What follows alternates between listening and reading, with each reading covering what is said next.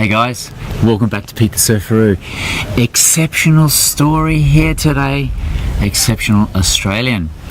This story is about this guy, World War II, two planes flying, one plane gets shot down, and there's a whole story about that, but even what happens after this is even bigger and better. Let's go meet the man, Mr. Bill Pearce, and he'll tell us all about it. Let's go. Woo. Well, here we are, Mr. Bill Pearce. How are you, mate? Oh, I'm fine. Mate, it's a great honour to be here with you today, and of course a lot of stuff went down there in World War II. Yes, quite a lot of stuff, yes. Now, mate, tell us a bit about how you sort of got involved in the war and what happened to the lead up to this exciting, pretty devastating sort of crash and years later. Yeah, well, briefly, I joined the Air Force in May 1942. I was trained as a wireless operator air gunner. I did some training in Australia, was posted to England, finished my training there, and finished up flying in Lancaster bombers with Bomber Command. I joined the Air Force, the Royal Australian Air Force, in May 1942. I was trained as a wireless operator air gunner, did some training in Australia, was posted to England, finished my training there, and then was posted to the Royal Air Force's Bomber Command, where I flew in Lancaster bombers. Well, firstly I flew with 100 Squadron.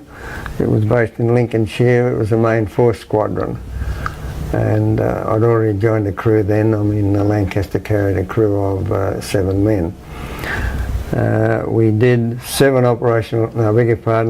operational flights with 100 Squadron, and we then transferred to the Pathfinder Force. Pathfinder Force was a specialist unit in Bomber Command.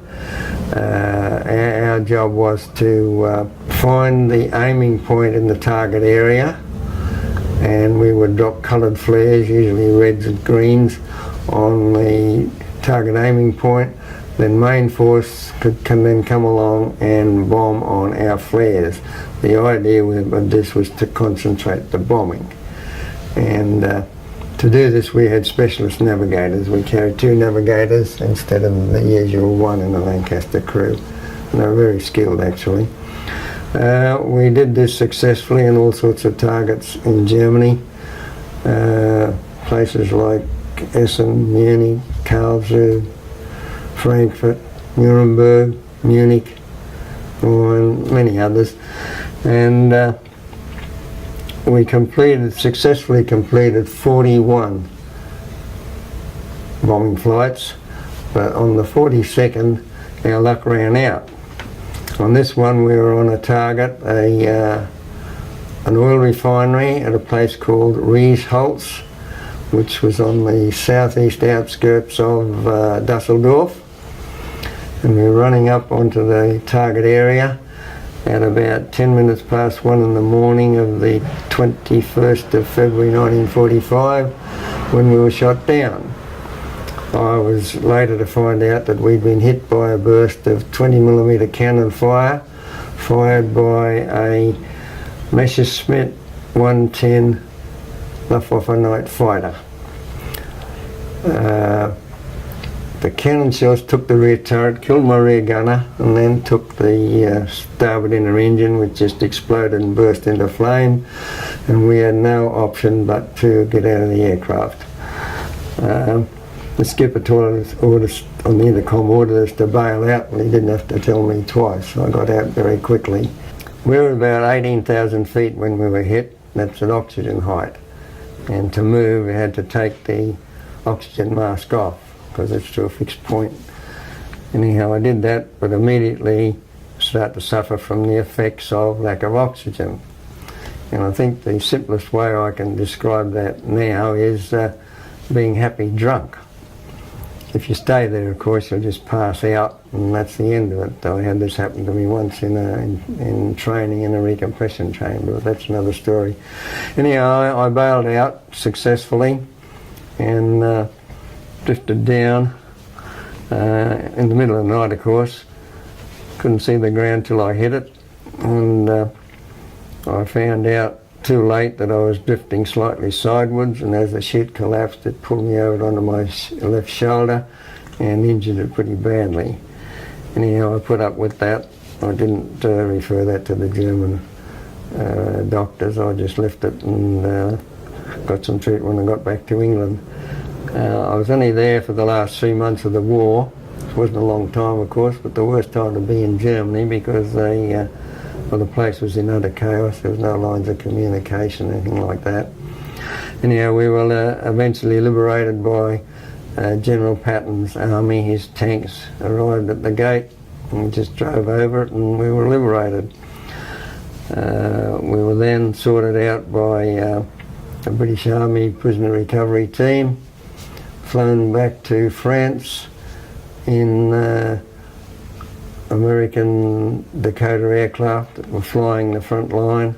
It had passed over us, and on the way back they were picking up ex-prisoners and taking them back to France. From France we flew back to England in Lancasters.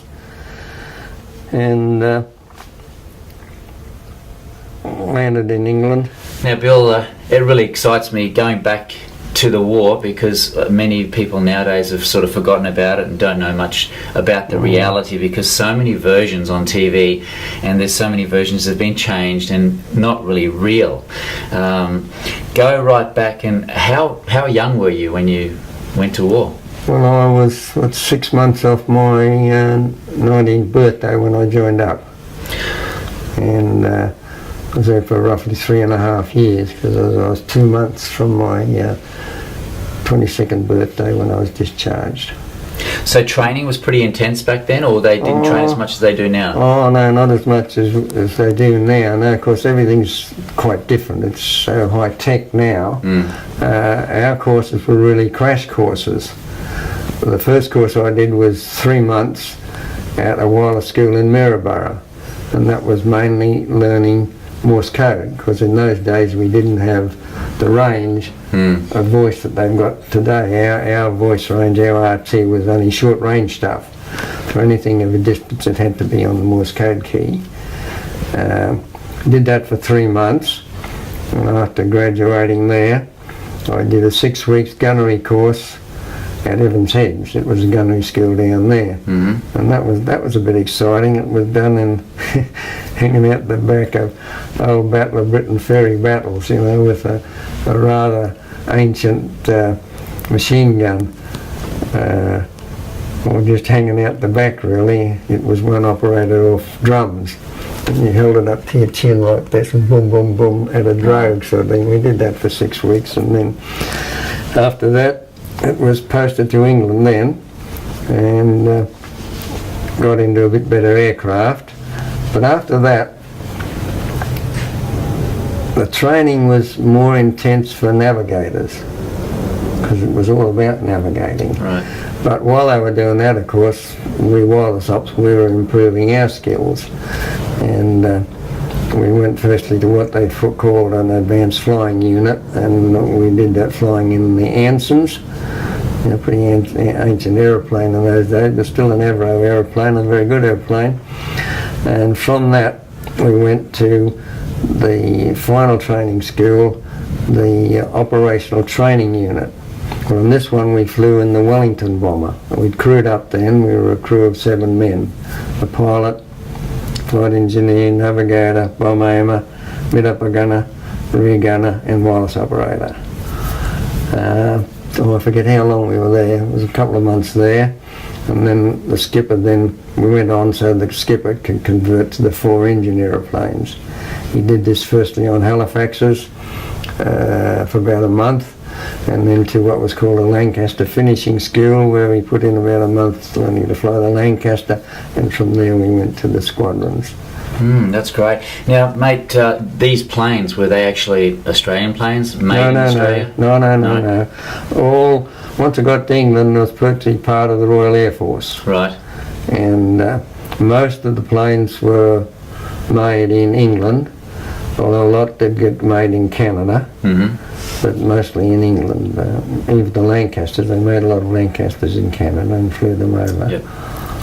But The Lancaster in its day, it was a beautiful aeroplane, no doubt about it.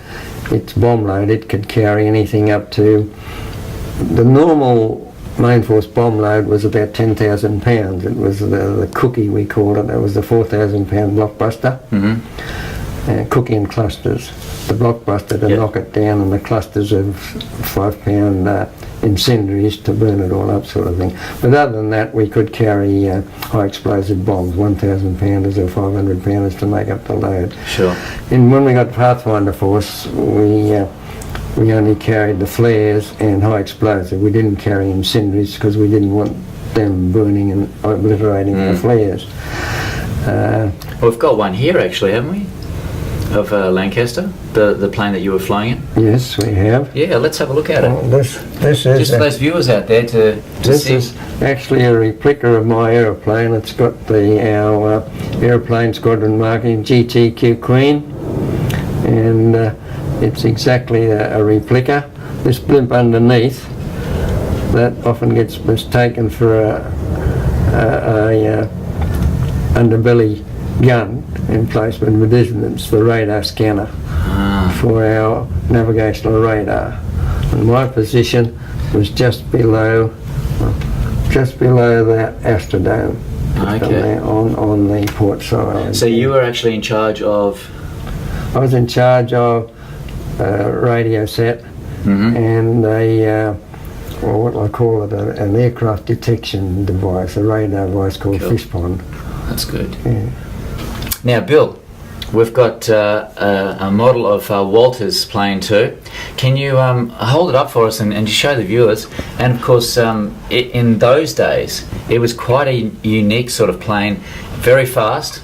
And tell me about it. Yeah, well, this is an exact copy of Walter's plane.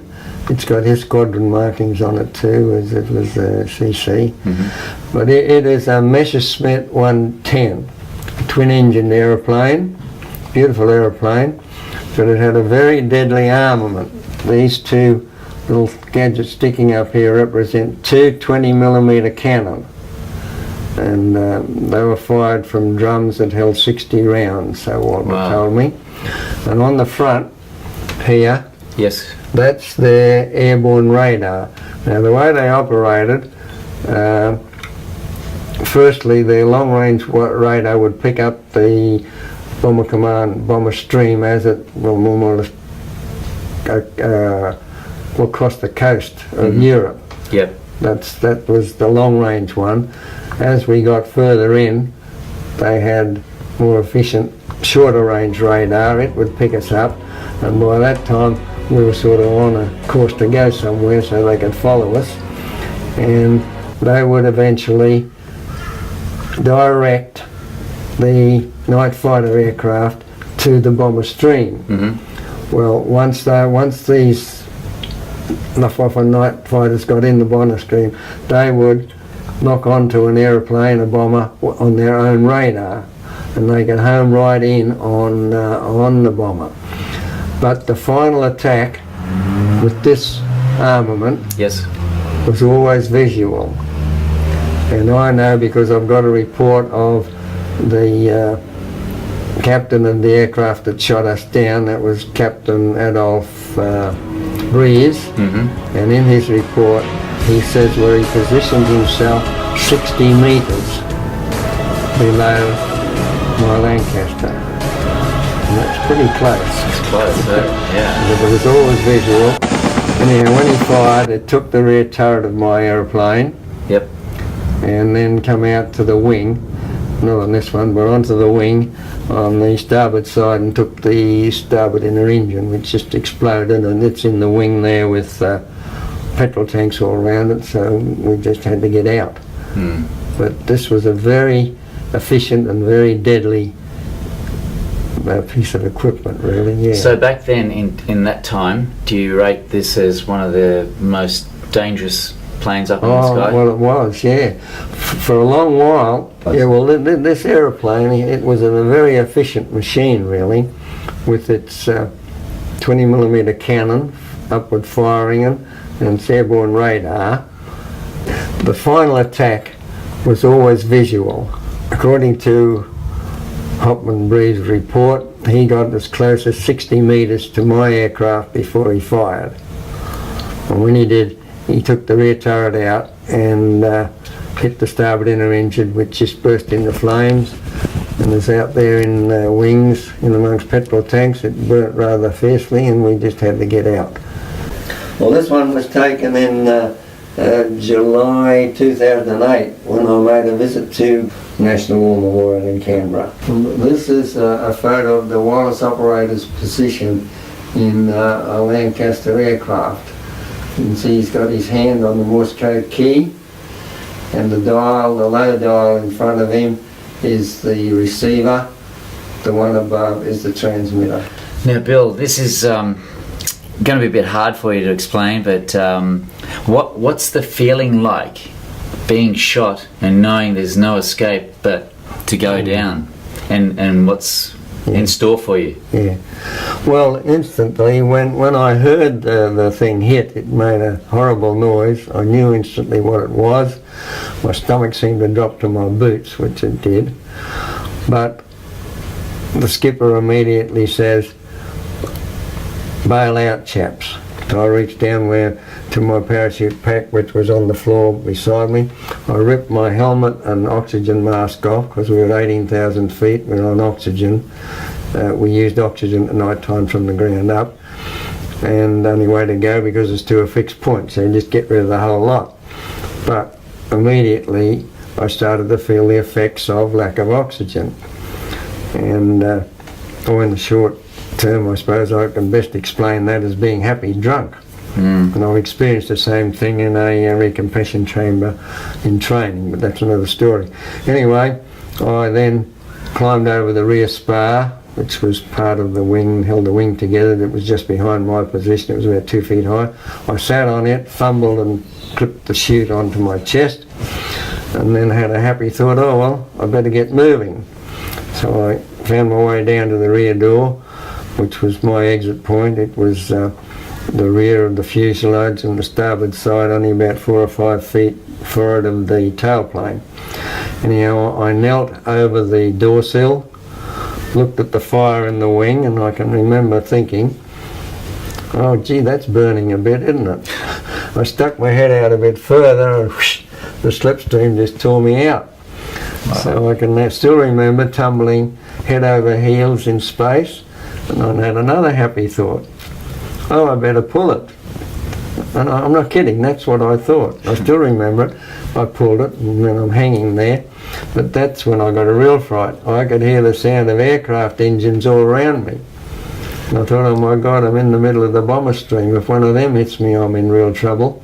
But naturally it did. I'd fallen through them. They just faded into the distance. But it was in the middle of the night, about 1:10 in the morning actually. It was a dark night. I didn't see the ground till I hit it. I didn't realise until too late that I was drifting in slightly sideways. As I hit the ground, the chute collapsed and pulled me over onto my left shoulder, and that's when it damaged it pretty badly. Anyhow, I managed to get rid of the parachute harness, the Mae West underneath it. I was lucky. I landed in the middle of an open, well, I call it a field. They don't have paddocks over there. In an open field, I found my way to a hedge at the edge of this, stuffed the harness and the Mae West into that, and then thought, well, what do I do next? And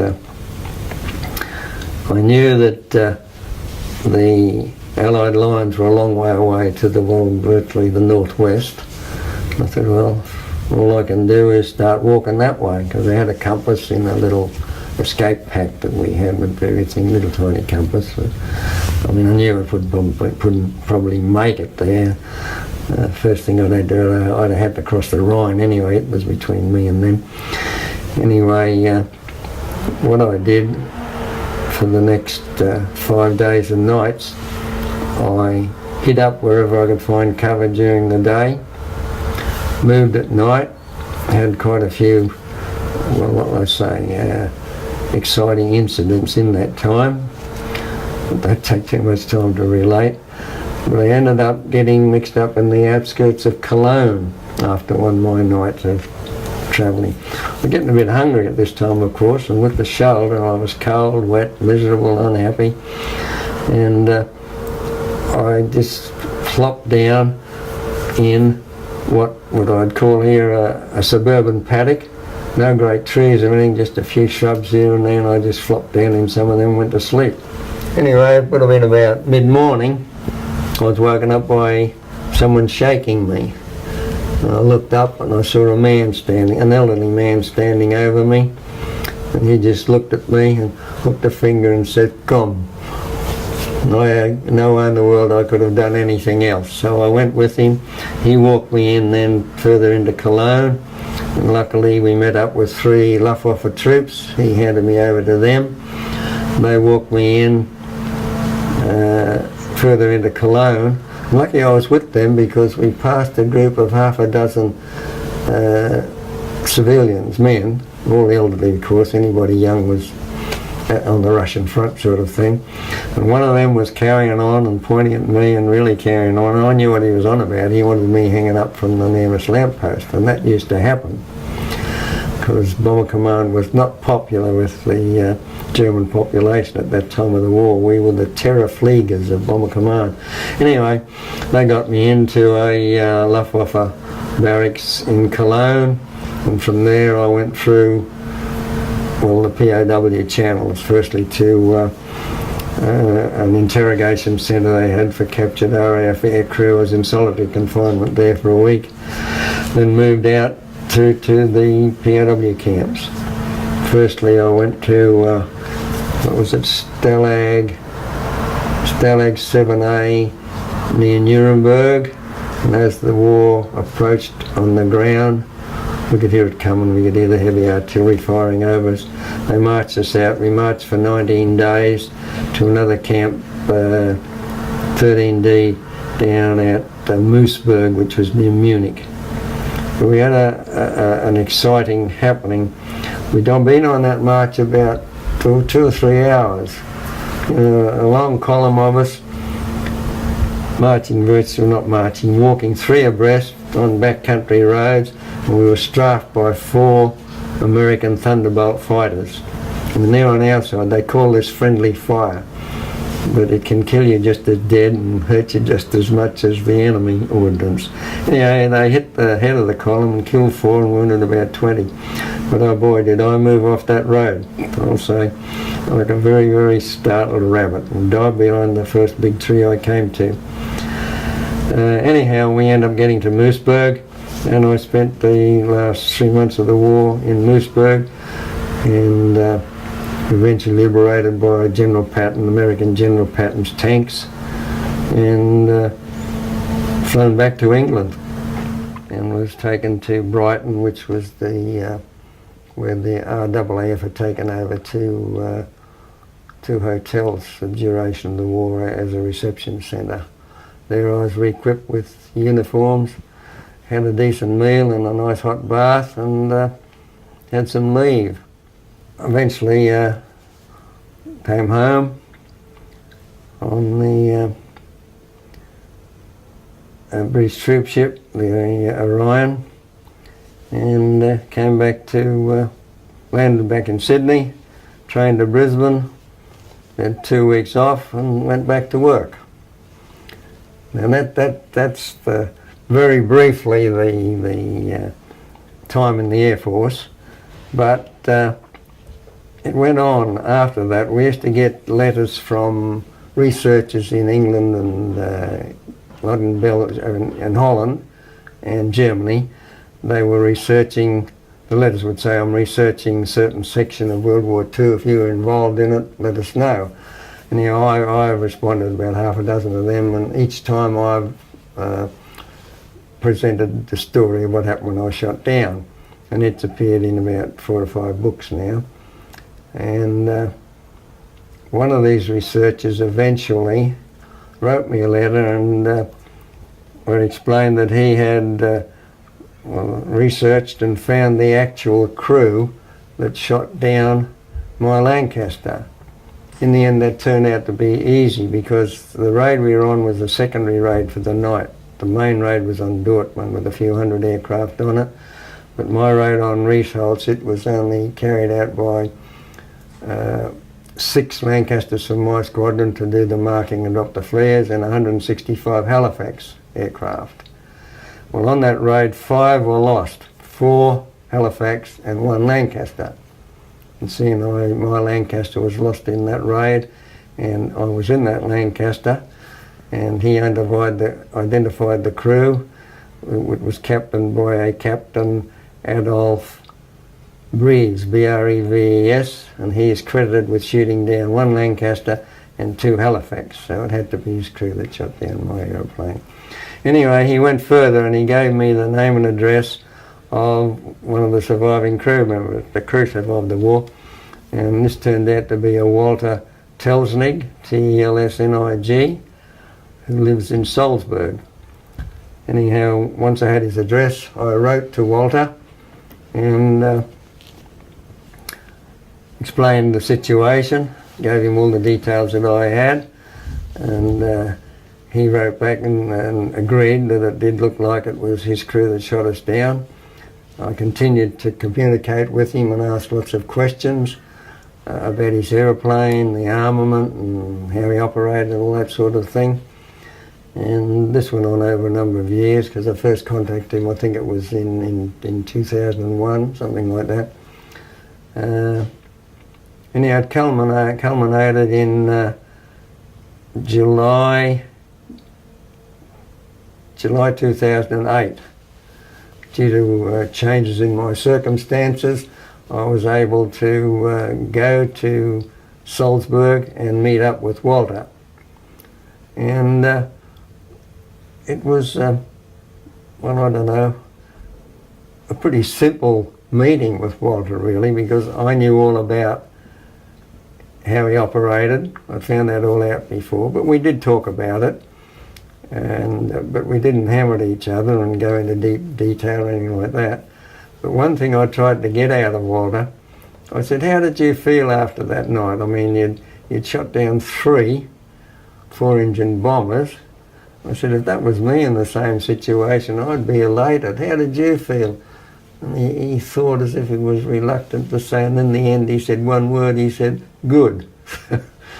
That's the 2 old airmen when I went to Salzburg to meet with Walter. Hello, Bill. Dein Name? Walter Telsnig. We meet a little bit late, but after we fought against each other. Wo hast du im Zweiten Weltkrieg gedient? Welche Gattung? In der Nachtjagd. Und welches Flugzeug bist du geflogen? B-110.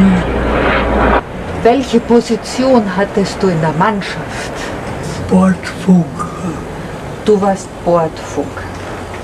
Und wer war dein Pilot? Hauptmann Adolf Breves. Wie war euer Flugzeug bewaffnet?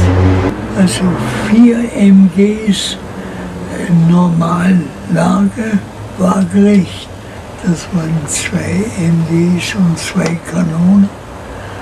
Und die Schrägbewaffnung bestand aus 2 senkrecht angeordneten Kanonen, 2 Zentimeter. Und erinnerst du dich an die Nacht vom 20. auf den 21. Februar 1945, als die RAF die Ölraffinerien von Reisholz in der Nähe von Düsseldorf angegriffen hat? Jawohl, wir sind sofort nach deren Einflug gestartet. Ungefähr um wie viel Uhr? Nach Mitternacht. Wie hast du erfahren, dass in dem einen Bomber eben Bill Pearce drin war? Erst nach Briefen von ihm. Er hat sich sogar mit seiner Tochter in 2008 auf dem Weg nach Salzburg gemacht. Und hat mich besucht. Und hat dich besucht. Wie hast du dieses Zusammentreffen empfunden? Sehr gemütlich. Wir haben uns ausgesprochen. Ich habe ihm erzählt, was ich erlebt habe mit ihm. Und er hat mir erzählt, wie er das erlebt hat. Das Zusammentreffen erlebt hat. Ja. Also durchaus ein positiver Ja, Abschluss eines eigentlich negativen ersten Kennenlernens. absolut. Und hast du auch noch weiterhin Kontakt zu Bill? Ja, hin und wieder, er schreibt mir, aber ich bin nicht sehr schreibfleißig. Es fällt dir inzwischen auch schon sehr schwer zu schreiben. Ich habe Schwierigkeiten mit meiner Schrift. Ich bin sehr interessiert an seinen Aussagen, weil ich Interesse habe, den Verlauf des Kampfes mitgeschildert zu bekommen. Aus seiner Sicht, wie er ihn erlebt hat. Das war Grüßt du ihn noch? überhaupt eine seltene Angelegenheit, dass man den Kampf mit dem Gegner von seiner Seite aus geschildert bekommt. Greetings to Australia and return to Europe. Also, Walter wants you to return to Europe again, Bill. I still communicate with Walter, and Walter's 3 years older than me. I'm 87, he's 90 odd now, but he still gets around, and well, we're sort of good mates. I can only describe the meeting really in simple terms as two old men meeting for the first time and talking about old times, and that's exactly what it was. I mean, that's about the story briefly. Yeah, Bill, with the World War II, it was quite a big war, and going back now to World War I, we also had your father involved. Yeah, my dad was a World War I digger. He went to France with the 1st Australian Machine Gun Company, and he got badly wounded. In his own words, he virtually walked into a shell burst, which blew all the flesh and muscle off his left leg. Didn't take any bone or anything, but it was all scar tissue, and he used to walk, it used to slap. But when World War II arrived, and it looked like I might end up getting called up if I didn't join up, but Pop's idea was that war in Europe can go on as long as it's like no son of mine's going to go through what I went through. And I mean, being under 21, I couldn't say, well, I'm going. Anyhow, I kept pestering him, and a few of my mates that were older, they were joining up, but I never thought of the Air Force. I thought in the Army, and in the end Pop said, you can join the Air Force. I don't know what his motive was, whether he must have thought if something happens there it'll be done over and quick sort of thing. But then that's the reason I joined the Air Force, and it worked out all right. So Pop had the right idea in the long run. Well, they always know, the parents do, eh? Oh, he was adamant. I wasn't going to be a soldier, no way. Mate, back in World War I, which one do you reckon was more the heavier, gruesome one? I think World War I. World War One was. I mean, in All what those was bullets that? flying. Yeah, what was that one battle? I just forget. There's been a fair bit in the papers recently where we lost 5,000 Australians in one day. Wow, that's a lot. That was no. It was bad, very bad. Yeah. At least what we were doing. I mean, we got shot at every time we flew and all. Had to get past searchlights, aerial artillery, and the night fighters, especially over a target area. When you approach the target, especially if you're scheduled on after the target got going, you'd look ahead and you'd see the sky just full of black smoke puffs, Yeah. bursting artillery shells, and you had to fly through it straight and level. Scary stuff. No evasive action, so the bomb only could drop the bombs. And then after that, for another 10 seconds, straight and level to take your photograph. We had a camera that was fixed, rigid, pointing straight down. So if you took evasive action, you'd take your photograph over here. Right. And that took a lot of explaining to intelligent people the next day. Where did you go to? So, no, ours, it was dangerous enough, but if you survived that, you flew home and you got a good meal and got to bed. So, Sounds nice and easy. Well, mate. well, when you say that, a lot of the trips, nothing happened. Yeah. I mean, on others, we came home with an engine out or shrapnel holes in it and a scrap with a fight or something else. Yeah. But quite a few, nothing happened to ours. I mean, on one raid, which was the worst defeat, Bomber Command's first defeat of the war, a raid on Nuremberg, and the powers that be, they said the track is straight in and straight out. All the group commanders in Bomber Command objected to this, but they did it. They shot down 97 4-engine bombers. Wow. I mean, make it 100 for round figures, that's 100 aircraft, each with 7 men in it. It's a lot. 100 men and about 7,000 aircraft taken out in one night.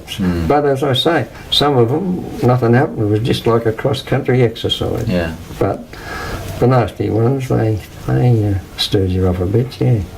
Well, mate, it was a pleasure speaking to you, and it's great that you survived World War II, mate, and many more years on top to relax back now and reflect back, and of course keep in contact with Walter. Yes, with Walter overseas in Austria, in Salzburg. Yeah, and I still keep in touch with my pilot in England. He was an Englishman. I still keep in touch with him, yeah. Good stuff, mate. And what do you think of the future with war and all that? You know, like with all these new gizmos they've got nowadays. Well, we go up to Amberley once a year. Yeah. We've got a sort of an affiliation with the F-111 boys, and we present a trophy to the top aircrew pilot or navigator or systems operator as they are now. They only navigate by pushing buttons. And, you know, when we tell them what we did, their jaws drop open. But when we listen to them, well, they can drop their rockets or whatever it is, miles, hundreds of miles from the target, press a button and off it goes, and they can clear out and go home. Totally different. It's entirely different, it is, yeah. It's so different, there's no comparison really. No. Well, mate, it's a pleasure talking to you. Yep. And guys, I hope you really enjoyed that exceptional story from our great Australian, Mr. Bill Pearce. Ordinary Australian. Thanks, guys. This is the badge of my squadron, number 156 Squadron of the Pathfinder Force, specialised unit of Bomber Command.